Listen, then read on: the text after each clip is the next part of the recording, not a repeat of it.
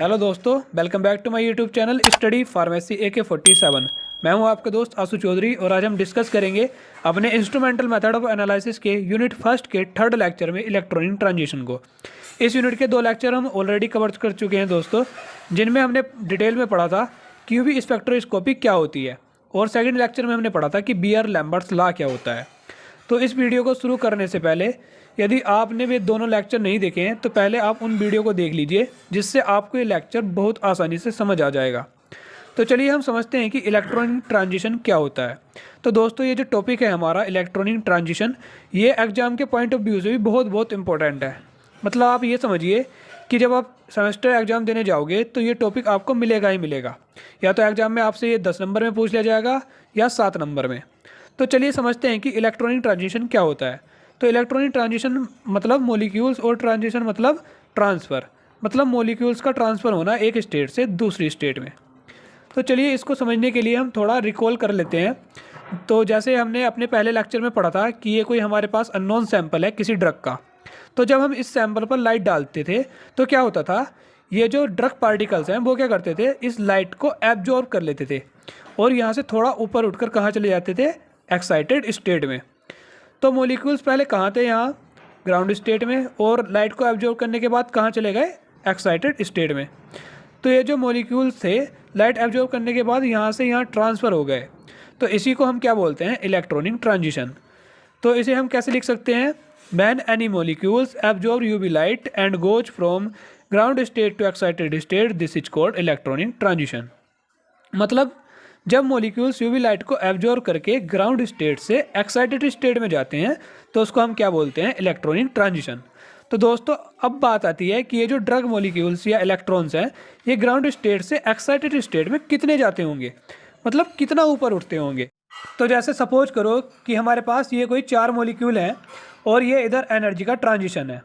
तो माना ये जो हमारा मॉलिक्यूल है ये गया हमारा यहाँ तक, ये वाला मॉलिक्यूल यहाँ तक गया, ये वाला यहाँ तक, और ये जो हमारा 4th मॉलिक्यूल है मतलब लास्ट मॉलिक्यूल ये गया हमारा यहाँ तक। मतलब कि सबसे ज़्यादा एनर्जी हमारे कौन से मॉलिक्यूल ने एब्जॉर्ब करी, फर्स्ट मॉलिक्यूल ने, और सबसे कम एनर्जी किस मॉलिक्यूल ने एब्जॉर्ब करी, 4th मॉलिक्यूल ने। यहाँ एक चीज़ और याद रखना दोस्तों कि जो मॉलिक्यूल जितनी ज़्यादा एनर्जी एब्जॉर्ब करेगा उसकी वेवलेंथ उतनी ही कम होगी। और कोई मॉलिक्यूल कितनी एनर्जी एब्जॉर्ब करता है ये किस पर डिपेंड करता है कि उस मॉलिक्यूल का नेचर कैसा है और उसका स्ट्रक्चर कैसा है। तो चलिए इसको हम इस तरह से समझते हैं कि ये जो मॉलिक्यूल है वो 4 छोटे छोटे बच्चे हैं, और जब आप उनको खाना देते हो तो कोई बच्चा ज़्यादा खाना खाता है और कोई बच्चा कम खाना खाता है। तो आपने देखा होगा कि जो बच्चा जितना ज़्यादा खाना खाता है, मतलब जिसका खाना पीना जितना अच्छा होता है उसकी ग्रोथ उतनी ही अच्छी होती है, और जो बच्चा जितना कम खाना खाता है उसकी ग्रोथ भी उतनी कम होती है। तो कोई बच्चा कितना खाना खाता है ये किस पर डिपेंड करता है, उसकी डोज पर। उसी तरह से जब हम मॉलिक्यूल्स पर लाइट डालते हैं तो कोई मॉलिक्यूल ज़्यादा एनर्जी एब्जॉर्ब करता है और कोई मॉलिक्यूल कम एनर्जी एब्जॉर्ब करता है। तो ये किस पर डिपेंड करता है कि उसका केमिकल नेचर कैसा है और उसका स्ट्रक्चर कैसा है। तो इसको हम लिख सकते हैं कि on the basis of chemical nature of compound electronic transition can be very because each and every compound can absorb the different types of light. तो चलिए दोस्तों अब हम समझते हैं कि इलेक्ट्रॉनिक ट्रांजिशन कितने टाइप का होता है। तो नेक्स्ट हेडिंग क्या है हमारा, टाइप्स ऑफ इलेक्ट्रॉनिक ट्रांजिशन। तो इलेक्ट्रॉनिक ट्रांजिशन कितने टाइप का होता है दोस्तों, 6 टाइप का। तो चलिए इसको हम इस तरह से समझते हैं कि जैसे ये कोई हमारा ग्राफ है और ये क्या है इधर एनर्जी ट्रांजिशन, मतलब जो इलेक्ट्रॉन एनर्जी को एब्जॉर्ब करेंगे वो किस स्टेट तक जाएंगे, मतलब वो कितना ऊपर उठेंगे। तो ये हो गया हमारा एनर्जी ट्रांजिशन वाला ग्राफ, और यहाँ पर अलग अलग तरह के इलेक्ट्रॉन प्रेजेंट होते हैं। जैसे ये जो हमारी लाइन है इसको हम बोलते हैं सिग्मा बॉन्डिंग, और दूसरी जो हमारी लाइन है दूसरी स्टेट इसको हम बोलते हैं पाई बॉन्डिंग, तीसरी जो हमारी लाइन है वो हो गई हमारी एन बॉन्डिंग। तो उसके बाद जो हमारी हायर एनर्जी स्टेट है, जैसे ये जो हमारी स्टेट है इसको हम बोलते हैं पाई एंटी बॉन्डिंग, दूसरी हायर स्टेट हमारी हो गई सिग्मा एंटी बॉन्डिंग। तो इसको समझने से पहले हम समझते हैं कि सिग्मा बॉन्डिंग क्या होती है, पाई बॉन्डिंग क्या होती है और एन बॉन्डिंग क्या होती है। तो सिग्मा बॉन्ड क्या होता है दोस्तों, इसका अगर आप एग्जाम्पल देखो तो हमारा एक कंपाउंड होता है CH4। तो CH4 क्या होता है दोस्तों, ये जो हमारा C है वो सिंगल बॉन्ड के साथ 4 हाइड्रोजन से जुड़ा होता है। तो ये हो गया हमारा सिग्मा बॉन्ड। मतलब ऐसा कंपाउंड जिसमें सिंगल सिंगल बॉन्ड प्रेजेंट होते हैं उसको हम बोलते हैं सिग्मा बॉन्ड। और आप चाहे तो इसको नोट करके भी लिख सकते हैं कि these are those compound which contain only single bond, they are called sigma bond. और एग्जाम्पल है इसका C2H6 या CH4। और ये जो सेकंड है हमारा पाई बॉन्ड, तो पाई बॉन्ड का मतलब क्या होता है दोस्तों कि ऐसे कंपाउंड जिनमें डबल बॉन्ड प्रेजेंट होते हैं, जैसे for example CH2 double bond CH2। तो इसमें क्या होता है, एक C के साथ दो H प्रेजेंट होते हैं और यहाँ क्या है, C और C के बीच में डबल बॉन्ड है जिसको हम बोलेंगे पाई बॉन्ड। मतलब these are those compound which contain double bond, they are called pi bond. Next क्या है हमारा एन बॉन्ड। तो इसके अगर हम एग्जाम्पल की बात करें तो इसका एग्जाम्पल क्या हो गया, NH3। तो इसमें क्या होता है, एक N के साथ तीन H अटैच्ड होते हैं सिंगल बॉन्ड से और एक हमारा क्या होता है यहाँ लोन पेयर, मतलब फ्री इलेक्ट्रॉन। तो ये क्या हो गया हमारा N बॉन्ड। मतलब these are those compound which contain any one lone pair, they are called N bond. तो अब आपने समझ लिया है कि सिग्मा बॉन्ड क्या होता है, पाई बॉन्ड क्या होता है और N बॉन्ड क्या होता है। तो चलिए दोस्तों अब हम समझते हैं कि कैसे क्या होता है। तो ये जो हमारी सिग्मा बॉन्डिंग वाली स्टेट है, इसमें यहाँ पर मैंने दो मॉलिक्यूल्स ले लिए हैं, दो मॉलिक्यूल्स ले लिए हैं मैंने पाई बॉन्डिंग स्टेट में और दो मॉलिक्यूल ले लिए मैंने एन बॉन्डिंग वाली स्टेट में। यानी कि सिग्मा बॉन्डिंग वाली स्टेट में सिग्मा मॉलिक्यूल्स प्रेजेंट होंगे, पाई बॉन्डिंग वाली स्टेट में पाई मॉलिक्यूल प्रेजेंट होंगे और एन बॉन्डिंग स्टेट में एन मॉलिक्यूल प्रेजेंट होंगे। तो जब हम इन पर लाइट डालेंगे तो क्या होगा, ये एनर्जी को एब्जॉर्ब करके एक्साइटेड स्टेट में चले जाएंगे।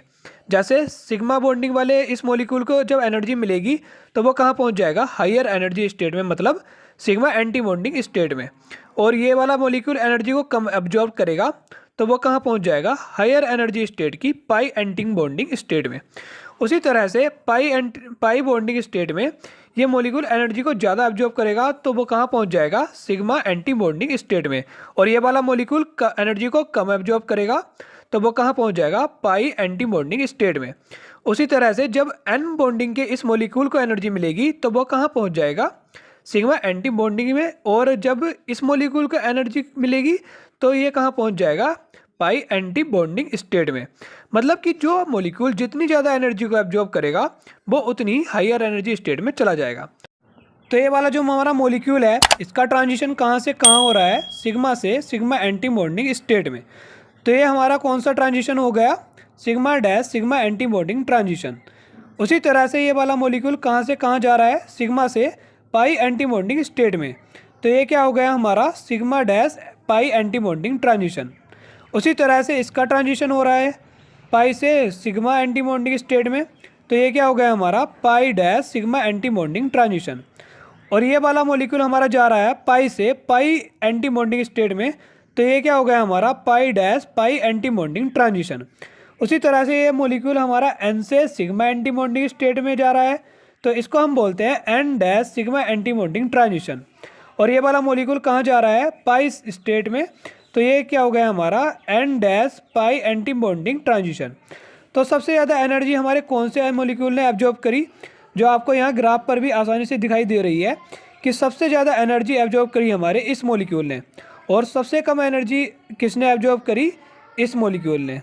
मतलब सबसे ज़्यादा एनर्जी हमारे कौन से मॉलिक्यूल ने एब्जॉर्ब करी, मतलब कौन से ट्रांजिशन ने एब्जॉर्ब करी, sigma dash sigma anti bonding transition. और सबसे कम एनर्जी कौन से ट्रांजिशन की है, N dash pi anti bonding transition. तो आइए अब हम इलेक्ट्रॉन ट्रांजिशन के बारे में थोड़ा और डिटेल में स्टडी कर लेते हैं, क्योंकि एग्जाम में आपको इनके बारे में डिटेल में लिखना पड़ेगा। तो पहला ट्रांजिशन क्या था हमारा, sigma two sigma anti bonding, जिसकी एनर्जी क्या थी, सबसे हाई थी। और हमने आपको बताया था कि जिस मॉलिक्यूल की एनर्जी या फ्रीक्वेंसी जितनी हाई होगी उसकी वेवलेंथ भी उतनी कम होगी। तो इसकी वेवलेंथ क्या है, सबसे लो। मतलब इस ट्रांजिशन की एनर्जी सबसे हाई है और वेवलेंथ सबसे कम। तो इसकी वेवलेंथ कितनी होती है दोस्तों, 125 nm। और सिग्मा का मतलब क्या होता है, सिंगल बॉन्ड।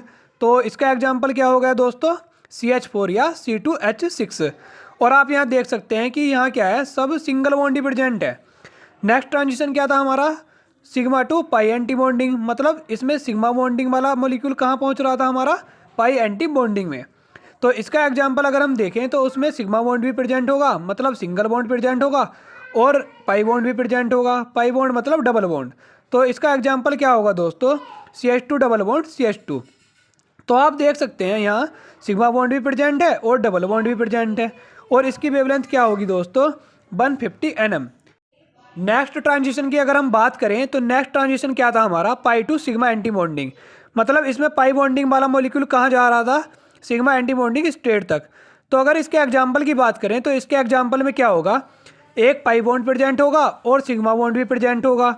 तो इसका एग्जाम्पल भी क्या होगा दोस्तों, CH2 डबल बॉन्ड CH2, क्योंकि इस वाले ट्रांजिशन में भी क्या है, एक पाई बॉन्ड प्रेजेंट है और सिग्मा बॉन्ड प्रेजेंट है। लेकिन इसकी वेवलेंथ क्या होगी, थोड़ी बढ़ जाएगी, क्योंकि इसकी एनर्जी क्या है, पहले वाले ट्रांजिशन से थोड़ी कम है। उसी तरह से नेक्स्ट ट्रांजिशन हमारा क्या था, पाई टू पाई एंटी बॉन्डिंग। मतलब हमारा मॉलिक्यूल कहाँ जा रहा था, पाई से पाई एंटी बॉन्डिंग स्टेट में। और इसके एग्जाम्पल में क्या होगा, दो पाई बॉन्ड प्रेजेंट होंगे, जैसे फॉर एग्जाम्पल CO2। तो आप यहाँ देख सकते हैं कि यहाँ दो पाई बॉन्ड प्रेजेंट है और इसकी वेवलेंथ क्या है, 200 nm। और नेक्स्ट ट्रांजिशन क्या था हमारा, N2 सिग्मा एंटी बॉन्डिंग। मतलब यहाँ एक N बॉन्ड प्रेजेंट होगा, N मतलब लोन पेयर, और एक सिग्मा बॉन्ड प्रेजेंट होगा। तो इसका एग्जाम्पल क्या होता है दोस्तों, NH3। मतलब एक N के साथ 3 हाइड्रोजन जुड़े हुए हैं, और आप यहाँ देख सकते हैं यहाँ एक लोन पेयर भी प्रेजेंट है। तो ये क्या हो गया हमारा, N2 sigma anti bonding transition. और लास्ट ट्रांजिशन क्या है हमारा, N2 पाई एंटी बॉन्डिंग ट्रांजिशन, जिसकी एनर्जी क्या है, सबसे लो और वेवलेंथ सबसे हाई। और इसके एग्जाम्पल की बात करें तो उसमें एक लोन पेयर प्रेजेंट होगा, मतलब फ्री इलेक्ट्रॉन, और एक डबल बॉन्ड प्रेजेंट होगा। तो इसका एग्जाम्पल क्या है दोस्तों, CONH2। और आप देख सकते हैं कि यहाँ डबल बॉन्ड भी प्रेजेंट है और लोन पेयर भी प्रेजेंट है। तो दोस्तों ये हो गया हमारा पूरा इलेक्ट्रॉनिक ट्रांजिशन के बारे में। तो मिलते हैं आपसे जल्द नेक्स्ट वीडियो में नए लेक्चर के साथ। तब तक के लिए गुड बाय, थैंक यू।